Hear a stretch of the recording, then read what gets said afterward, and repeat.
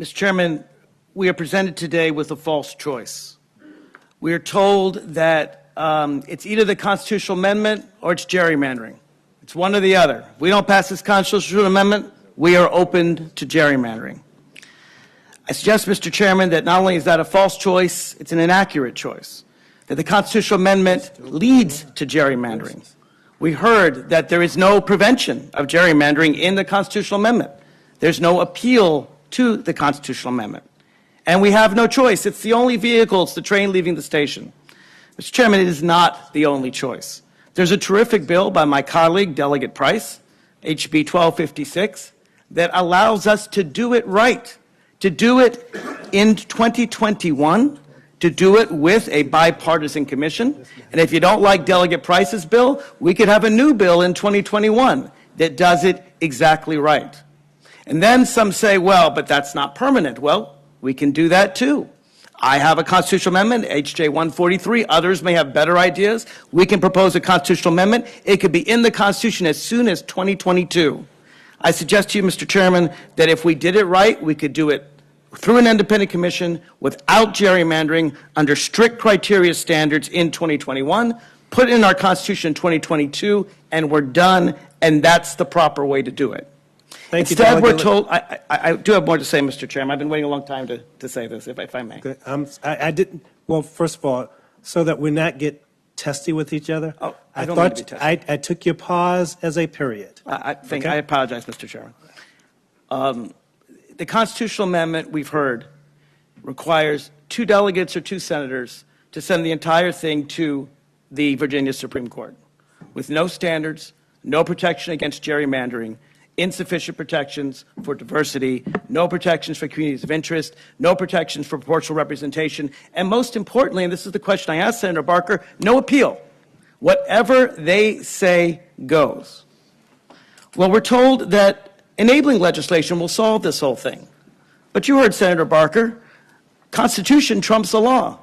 In fact, I think any law student knows that. I think the people know that too. The whole purpose of a Constitution is to trump a law. That's why laws all the time are held unconstitutional. Never once has the Constitution been held illegal, right? We don't say we can't do this in the Constitution because the law forbids it. No, what we say is that we can't do the law because the Constitution forbids it. So, for example, in one of the enabling legislation, it says that you can't have a justice of the Supreme Court rule on a district of a sibling. Well, that's a law, but the constitutional amendment, which would be in the Constitution, says the Supreme Court shall establish the districts with no criteria whatsoever. So I would suggest that everyone knows the Constitution trumps the law, and therefore that enabling legislation is meaningless. I think we can have an example from the United States Constitution, which has a pardon power for the President of the United States.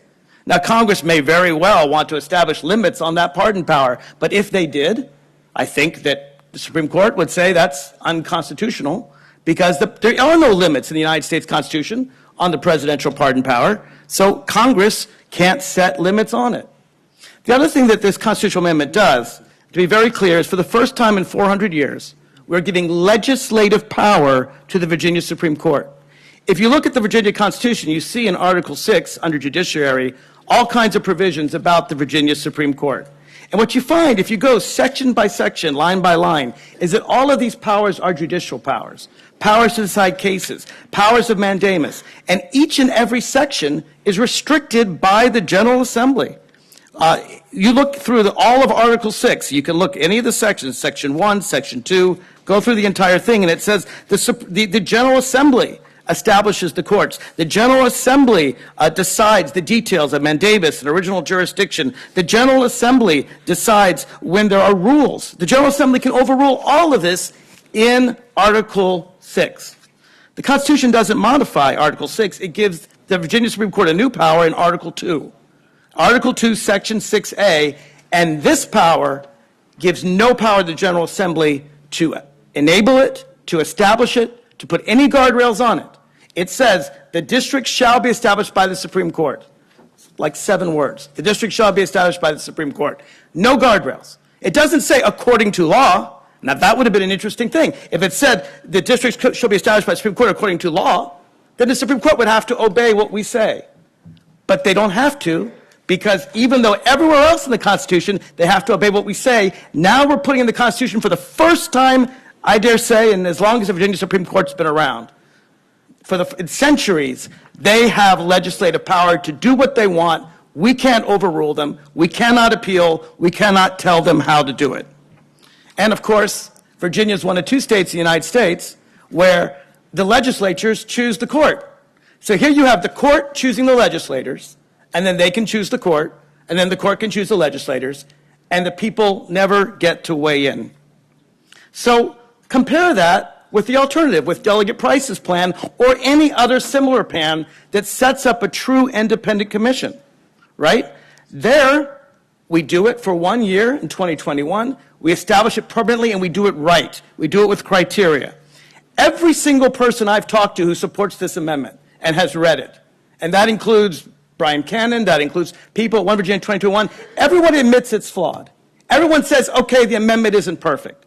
I would argue it's worse than perfect. I would argue it's downright dangerous. But even its proponents say it's not the way we would have drafted it. Delegate Levine. I'm almost done. Delegate Levine. Are you saying that Brian Cannon has had a conversation with you? Yes. He's never spoken to me. I have had a conversation. So I'm assuming that you're wrapping up because we've got several other members in the queue. I am wrapping up.